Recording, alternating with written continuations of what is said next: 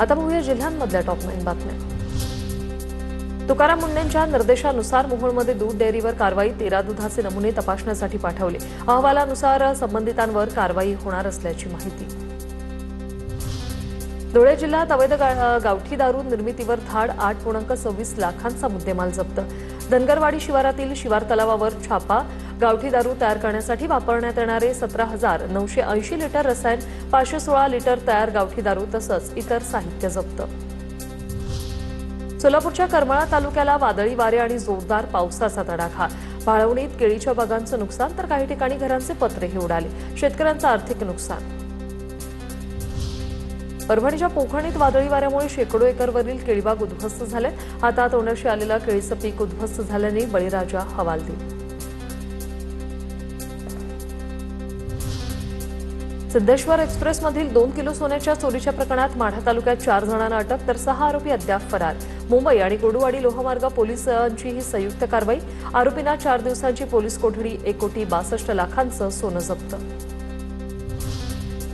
अकोला जिल्ह्यातल्या बार्शी टाकळी तालुक्यातील विजोरा येथे मुलाकडून जन्मदात्या आईची हत्या, दारूच्या आहारी गेलेल्या आरोपी मुलगा सागर पांडेला अटक।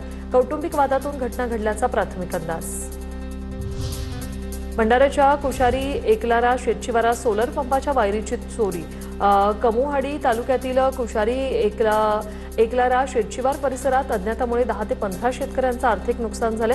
बोरवेल, सोलर प्लेट आणि कंट्रोल बॉक्सला जोडलेली सुमारे 40 फूट लांबीची वायर चोरीला।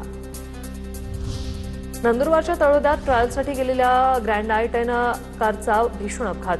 भरधाव कार विजेच्या खांबावर आदळली तर गाडीचं इंजिन थेट 50 फूट दूर जाऊन पडलं, अक्षरशः चुराडा झाला।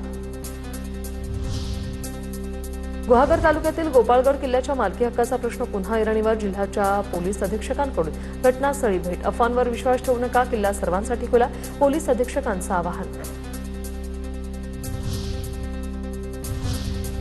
आता पाहूया शहरांमधल्या टॉप 9 बातम्या।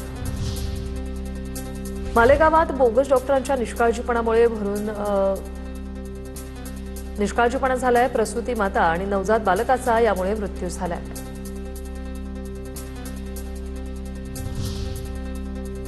नाशिकमध्ये अन्नपदार्थात भेसळ करणाऱ्या 15 दुकानांचे परवाने निलंबित। अन्न व औषध प्रशासनाची कारवाई।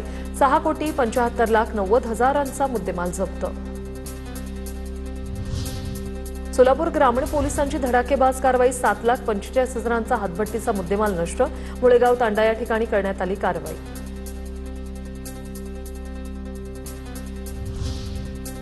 श्रीगोंद्याच्या अंगेवाडीत वादळी वाऱ्यासह गारपीट झाल्यामुळे शेती पिकाचं मोठं नुकसान। आमदार विक्रम पाचपुतेंकडून नुकसानग्रस्त भागाची पाहणी। तात्काळ पंचनामे करून शेतकऱ्यांना मदत मिळावी यासाठी मुख्यमंत्र्यांनी देवेंद्र फडणवीसांना ते भेटणार असल्याचं पाचपुतेंचं आश्वासन।